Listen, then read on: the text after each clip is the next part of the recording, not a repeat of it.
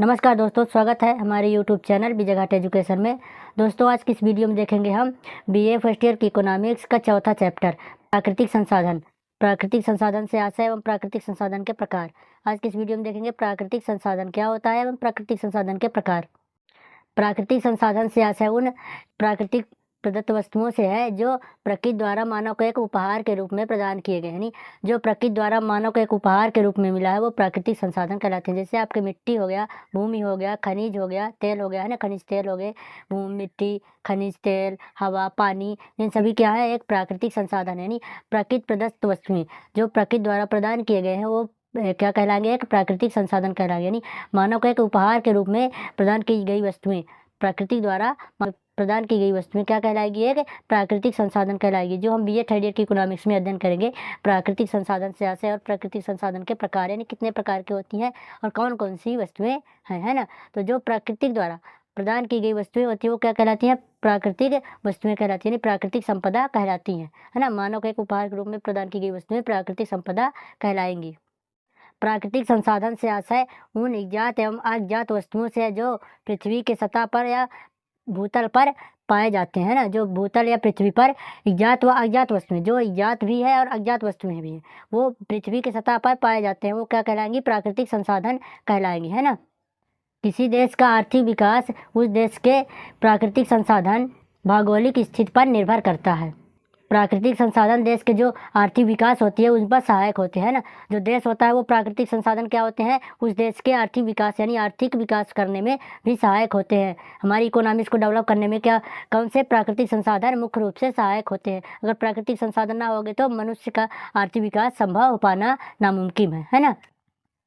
एक देश की जलवायु, उस देश की वनस्पति, उस देश की पैदावार सब किस में डिपेंड होती है, एक प्राकृतिक संसाधन पर डिपेंड होती है ना। जो प्राकृतिक संसाधन होते हैं वो देश की जलवायु, उसकी आर्थिक उन्नति, उसकी जो पैदावार होती है वो किस में डिपेंड होती है, एक आर्थिक स्थिति कैसी किस में डिपेंड होती है, एक प्राकृतिक संसाधन में भी डिपेंड होती है।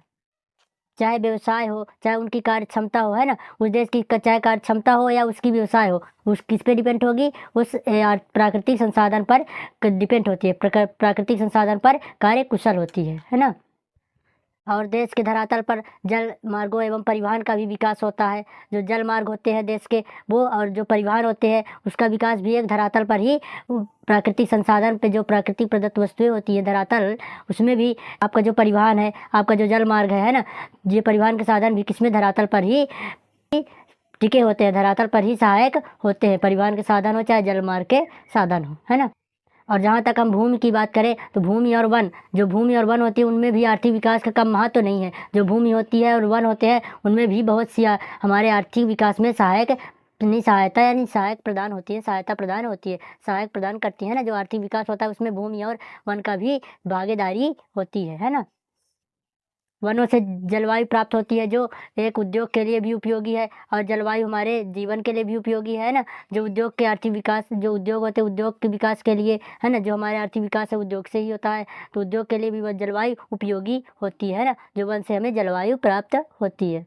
तो मेरे प्यारे दोस्तों, इस प्रकार कहा जा सकता है कि प्राकृतिक संसाधन एक आर्थिक विकास में एक महत्वपूर्ण भूमिका निर्वाह करते हैं, है ना। जो प्राकृतिक संसाधन होते हैं वो अपनी महत्वपूर्ण भूमिका प्रदान करते हैं, है ना। अब हम देखेंगे भारत के प्राकृतिक संसाधन, यानी जो भारत के प्राकृतिक संसाधन है वो कितने प्रकार के होते हैं, यानी हम अपने सुविधा की दृष्टि से विभिन्न वर्गों में विभाजित करके उसे अध्ययन कर सकते हैं। तो हम भारत के जो प्राकृतिक संसाधन है उनको एक अलग अलग भागों में डिवाइड करके उसका अध्ययन करेंगे, है ना। जो पहला हमारा है मिट्टी एवं भूमि एवं मिट्टियाँ। जो भूमि होती है और मिट्टियाँ, ये भी एक प्राकृतिक प्रदत्त वस्तुएं है ना। जो प्राकृतिक संसाधन है भूमि एवं मिट्टी, तो पहले भाग में हम क्या रखेंगे, मिट्टी, है ना। मिट्टी को हम पहले भाग में रखेंगे, इसका अध्ययन करेंगे। तो मिट्टी क्या होती है देख लेते हैं। जो मिट्टी है, भूमि यानी भूमि या मिट्टी, वो प्राकृतिक संसाधन की एक महत्वपूर्ण अंग है ना। जो भूमि होती है वो प्राकृतिक संसाधन की एक महत्वपूर्ण अंग होती है। भूमि कृषि प्रधान देश के लिए और अधिक भी महत्वपूर्ण होती है ना। जो भूमि होती है वो महत्वपूर्ण संसाधन है, फिर भी एक कृषि प्रधान के लिए और अधिक भी महत्वपूर्ण है ना। जो कृषि होती है वो खेती कहाँ की जाती है, मिट्टी में ही खेती की जाती है, तो भूमि में ही खेती की जाएगी। तो भूमि, जब भूमि ही न रहेगी तो खेती कहाँ से होगी। तो भूमि एक कृषि प्रधान के मतलब कृषि प्रधान देश के लिए भूमि एक इम्पोर्टेंट भूमिका निभाती है ना, एक महत्वपूर्ण भूमिका निभाती है।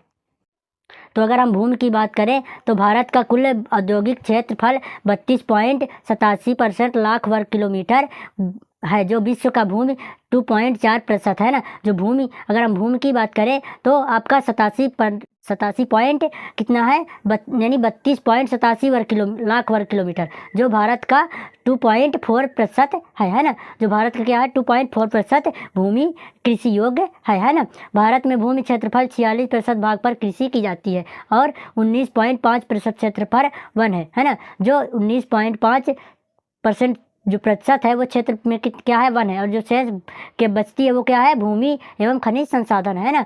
जो भारत की जो कुल भूमि है उसमें से 46% क्या है, कृषि वाली भूमि है ना। जो कृषि वाली भूमि है वो क्या है, 46% है, और शेष जो 19% बचती है, 19.5% बचती है, वो क्या होती है, प्रतिशत वन है, और जो एक्स्ट्रा बचती है वो क्या है, भूमि पर एक खनिज संसाधन होते हैं ना। तो भूमि पर हमारे जो वर्गीकरण है उसमें से कुछ भाग पर वन है और कुछ भाग पर खनिज संसाधन है, कुछ भाग कृषि योग्य भूमि है ना। जो कृषि योग्य भूमि है वो अधिक है, उसके बाद जो आपके भूमि बचती है उसमें वन है, कुछ भाग पर खनिज संसाधन पाए जाते हैं। अब हम भारत के मिट्टियों के बारे में बात करेंगे। नहीं, भारत में विभिन्न प्रकार के पाई जाने वाली मिट्टियाँ जो होती है वो फसल उगाने के लिए उपयोगी होती हैं ना। तो भारत में कितने प्रकार की मिट्टी पाई जाती है उसके बारे में हम वर्गीकरण करेंगे। भारत में विभिन्न प्रकार की मिट्टियाँ पाई जाती हैं जिसमें विभिन्न प्रकार की फसलों को उगाने के लिए सहायक होती है ना। योजना आयोग की प्राकृतिक संसाधन एवं समन्वय की रिपोर्ट के अनुसार भारत में कुल 27 प्रकार की मिट्टियाँ पाई जाती है ना। जो भारत में योजना आयोग की रिपोर्ट के अनुसार 27% भाग में क्या होती हैं, मिट्टियाँ पाई जाती हैं ना। जो 27% भाग है उसमें मिट्टियाँ पाई जाती हैं। अखिल भारतीय भूमि संशोधन समिति ने भारत के मिट्टियों को 7 भागों में डिवाइड किया है। यानी जो अखिल भारत के भूमि सर्वेक्षण के अनुसार भारत में 7 भागों में मिट्टियों को डिवाइड किया है ना। जो अखिल भारत के सर्वेक्षण है वो 7 भागों में मिट्टियों को डिवाइड किए हैं, वो देख लेते हैं। नहीं, 7 भागों में मिट्टी कौन कौन सी होती हैं। पहले भाग में दोमट मिट्टी, यानी पहले भाग में क्या रखा गया है, दोमट मिट्टी रखा गया। यानी दोमट मिट्टी क्या होती है इसके बारे में हम देख लेते हैं। नहीं, दोमट मिट्टी है मिट्टी नदियों से लाई हुई चिकनी मिट्टी एवं रेत से मिलकर बनती है, जो एक सभी प्रकार के फसलों को लिए उपयुक्त होती है ना। जो ये मिट्टी होती है नदियों द्वारा लाई जाती है और रेत एवं चिकनी मिट्टी मिलकर यह मिट्टी का निर्माण होता है, जो फसलों के लिए काफ़ी लाभदायक होती है ना।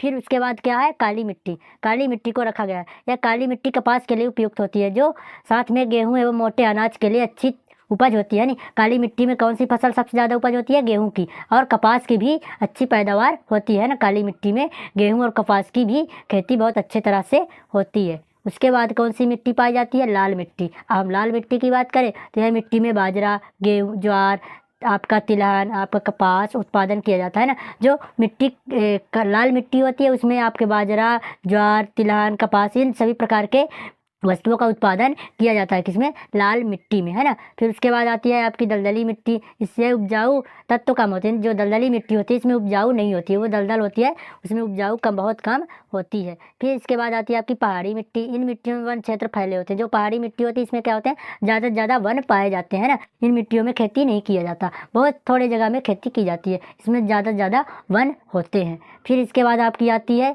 पहाड़ी मिट्टी के बाद रेगिस्तानी मिट्टी। यानी रेगिस्तानी मिट्टी में कौन सी फसल उगाई जाती है, आपके ज्वार हो गया, आपके बाजरा हो गया, आपके दाल हो गए। यानी जो दाल हो गए, आपके बाजरा, आपके ज्वार, इन सभी को रेतीली मिट्टी में यानी रेगिस्तानी मिट्टी में उगाई जाती है। फिर इसके बाद आपकी 7वीं मिट्टी क्या होगी, लैटराइट मिट्टी है ना। जो लैटराइट मिट्टी होती है इसमें कौन सी फसलें उगाई जाती हैं, यह मिट्टी में चाय, कॉफ़ी खेती के लिए उपयुक्त होती है। जो लैटराइट मिट्टी होती है इसमें चाय और कॉफ़ी का उत्पादन काफ़ी किया जाता है ना। जो लैटराइट मिट्टी होती है उसमें क्या कौन सी फसल का उत्पादन किया जाता है, चाय का और कॉफ़ी का उत्पादन किया जाता है। ये हो गए आपके मिट्टी के प्रकार। फिर इसके बाद आपका कौन सा संसाधन आता है, प्राकृतिक प्रदत्त वस्तु में कौन सी आती है, आपका वन संसाधन। दूसरे नंबर पे कौन सा संसाधन रखा गया, वन संसाधन। इसको देख लेते हैं, वन संसाधन क्या है ना। भारत में 24%, 24.16% यानी 24.16% भूमि पर वन पाए जाते हैं, जिसमें प्रतिवर्ष लगभग 500 करोड़ रुपए की वन संपदा प्राप्त होती है ना। जो आपके 24% है, 24.16% उसमें वन पाए जाते हैं, जिसमें से आपको कितने पॉइंट का मुनाफा होता है, 500 करोड़ रुपए का वन संपदा प्राप्त होती है ना। जो 500 प्रतिवर्ष आपको लगभग 500 करोड़ की वन संपदा प्राप्त होती है ना। भारतीय अर्थव्यवस्था के वनों का भी महत्वपूर्ण स्थान है ना। जो भारतीय अर्थव्यवस्था है उसके लिए वन भी अपनी महत्वपूर्ण भूमिका निर्वाह करते हैं, यानी आर्थिक स्थिति में बढ़ावा देने के लिए वन भी काफ़ी महत्वपूर्ण है ना। वन से जलाने के लिए लकड़ी, कच्चा माल, जो वन से जलाने के लिए लकड़ी पाई जाती है, कच्चा माल पाया जाता है, वो वन से ही प्राप्त होता है। सरकार को भी राजस्व की प्राप्ति होती है, उद्योग के लिए कच्चा माल प्राप्त होता है ना। वनों से जानवरों के लिए भी चारा मिलता है, सरकार के लिए राजस्व की प्राप्ति मिलती है। और जो देश में जलवायु है ना, उसको उचित बनाए रखने में भी वन महत्वपूर्ण अपनी भूमिका निभाते हैं। और सबसे बड़ा फायदा यह है कि भूमि के कटाव को वन रोकते हैं ना। तो वनों से भी हमें कई प्रकार के आर्थिक विकास में भी सहायक होते हैं ना। वन हमारे लिए भी आर्थिक रूप से सहायक होते हैं। उसके बाद कौन से संसाधन है, तीसरे नंबर पे आपके क्या रखा गया, जल संसाधन। जो जल संसाधन होता है ना, जो जल संसाधन होता है वो हमारे लिए भी महत्वपूर्ण है ना। जल एक देश के लिए अर्थव्यवस्था के हृदय माना जाता है। जो जल होता है वो देश के अर्थव्यवस्था का हृदय माना जाता है ना। जल के बिना कुछ भी नहीं है संभव है। जल पर एक देश को आर्थिक क्रियाओं की सक्रियता निर्भर करती है। जो जल होता है वो देश के आर्थिक क्रियाओं पर सक्रियता निर्भर करती है। जो जल होता है वो देश की एक हृदय के रूप में निवास करती है ना। जल की जो आवश्यकता होती है सभी क्षेत्रों में पड़ती है, चाहे वो कृषि के क्षेत्र में हो, चाहे उद्योग के क्षेत्र में हो, है ना, चाहे वन के क्षेत्र में हो। बिना जल के कुछ भी संभव नहीं है। तो जो मानव जीवन के आर्थिक विकास है वो जल के बिना कुछ भी नहीं है, उसका आर्थिक विकास होना संभव नहीं है ना। जल के बिना कुछ भी संभव नहीं है ना। एक जो अनुमान के अनुसार प्रतिवर्ष 300 करोड़ एकड़ फुट पर 37 अरब घन मीटर क्या होता है, जल वर्षा से मिलता है। यानी जल कहाँ से प्राप्त होता है, एक अनुमान के अनुसार जो होता है तो प्रतिवर्ष 300 करोड़ एकड़ फुट पर 3700 अरब घन मीटर जल वर्षा से मिलता है, जिससे 33% जल क्या होता है, भाप बनकर उड़ जाता है। और जो 21% जल बचता है वो क्या होता है, आपके भूमि पर सोख लिया जाता है। और 45% जल सिंचाई के काम में आता है ना। जो 45% जल बचता है वो क्या होता है, सिंचाई द्वारा उपयोग कर लिया जाता है ना। तो जल इस प्रकार से हमारे जीवन में आर्थिक रूप से लाभ प्रदान करता है, आर्थिक रूप से महत्वपूर्ण भूमिका निभाता है, आर्थिक रूप से हमें लाभदायक होता है। उसके बाद आपका खनिज संसाधन। उसके बाद क्या आता है, खनिज संसाधन, यानी चौथा पॉइंट है खनिज संसाधन। जो देश के आर्थिक विकास में भी खनिज संसाधन का विशेष महत्व रहा है ना। जो देश के आर्थिक विकास है वो खनिज संसाधन का भी विशेष महत्व रहा है। यही कारण है कि आधुनिक सभ्यता विकास के कारण खनिज एक संसाधन है ना। खनिज एक महत्वपूर्ण संसाधन है जो आज के युग में पैरों के जूतों के लेकर सिर के बाल तक किसी भी खनिज संसाधन का उपयोग किया जाता है ना। किसी भी क्षेत्र में हो, चाहे सिर से लेके आपके सिर से लेके आपके पैर तक, यानी खनिज संसाधन का उपयोग किया जाता है। खनिज संसाधन उद्योगों के लिए भी आधार प्रदान करते हैं, है ना। जो खनिज संसाधन होते हैं उद्योग के लिए भी आधार प्रदान करते हैं। परिवहन साधनों का विकास, है ना, शक्ति में वृद्धि करते हैं, जो देश की सुरक्षा में भी सहयोग करते हैं। जो खनिज संसाधन होते हैं देश के जो सुरक्षा के में भी क्या करते हैं, विशेष योगदान देते हैं। जैसे आपका लोहा हो गया, वो खनिज संसाधन है। जो लोहे से बंदूक बनाई जाती है ना, जो सुरक्षा के लिए उपयोग की जाती है। आपका बड़े बड़े हेलीकॉप्टर बनाए जाते हैं, जहाज बनाए जाते हैं ना, जो खनिज संसाधन से ही संभव है। अगर लोहे की खुदाई नहीं होगी, खनिज नहीं होगा तो लोहा नहीं होगा। लोहा से फिर ना बंदूक की निर्माण की जाएगी, यानी जो आपके लोहे से बनी जितनी भी सारी वस्तुएं हैं उनका भी निर्माण नहीं हो पाएगा, है ना। तो खनिज के ही कारण क्या है, आपके सुरक्षा मिलती है ना। खनिज एक सुरक्षा के लिए महत्वपूर्ण भूमिका निभाता है। उसके बाद आपका हो जाएगा परिवहन के साधन। परिवहन के साधन के लिए भी विकास है ना। जो रेल की पटरियाँ बिछाई जाती हैं, आपके छोटे से छोटे वस्तु से लेकर, जैसे आपके बस हो गए, आपके साइकिल से लेकर आपकी ट्रेन तक, आपके हेलीकॉप्टर तक, यानी परिवहन के साधन में भी विकास महत्वपूर्ण भूमिका निभाता है खनिज। यानी खनिज के बिना भी हमारे देश के आर्थिक विकास का संभव नहीं हो पाएगा। फिर उसके बाद आता है आपका पाँचवा शक्ति का संसाधन। जो प्रकृति प्रदत्त वस्तुएं वो शक्ति का संसाधन क्या होता है, आधुनिक युग में आर्थिक विकास। आधुनिक युग में आर्थिक विकास के शक्ति का संसाधन परम आवश्यक है ना। जो शक्ति का संसाधन है वो आधुनिक युग में उसका विकास आवश्यक होता है। जिस देश में शक्ति का संसाधन पर्याप्त होते हैं वह देश में आसानी से और तीव्रता से विकास करता है। नहीं, जो देश में शक्ति के संसाधन पर्याप्त मात्रा में उपलब्ध होते हैं वो देश क्या है, आसानी से तीव्रता से जो है वो अपने देश का विकास तीव्रता से करता है ना। जिन देशों में शक्ति के संसाधन पर्याप्त मात्रा में नहीं होते हैं, पर्याप्त मात्रा में उपलब्ध नहीं होते हैं, उनका विकास नहीं हो पाता, वो पीछे रह जाते हैं, पे विकसित देश रह जाते हैं ना, उनका विकास नहीं हो पाता। इसी कारण प्रत्येक देश में अपनी योजनाओं से शक्ति के संसाधनों का विशेष जोर देता है। जो देश होते हैं वो शक्ति के संसाधन पर विशेष जोर देते हैं, विशेष बल देते हैं शक्ति के संसाधन के विकास के लिए, है ना। तो भारत के शक्ति संसाधनों के स्रोत कौन कौन से? जीव, लकड़ी व गोबर, विद्युत, कोयला, तेल, परमाणु, ये सभी क्या है, शक्ति के संसाधन है ना। आपके जीव है, जीव से ही शक्ति का संसाधन होता है ना। जो आपके लकड़ी है, गोबर से भी बायो ऊर्जा बनाई जाती है ना। और जो विद्युत है, तेल, कोयला, आपके कोयला से भी ऊर्जा बनता है ना। और परमाणु शक्ति, इन सभी से भारत में कोयले के पर्याप्त भंडार हैं। इन सभी से आपका जो शक्ति के संसाधन उसमें महत्वपूर्ण भूमिका होती है ना। जल से भी पर्याप्त मात्रा में जल विद्युत बनाई जाती है ना। जो जल होता है उसमें पर्याप्त मात्रा में जल विद्युत बनाई जाती है ना।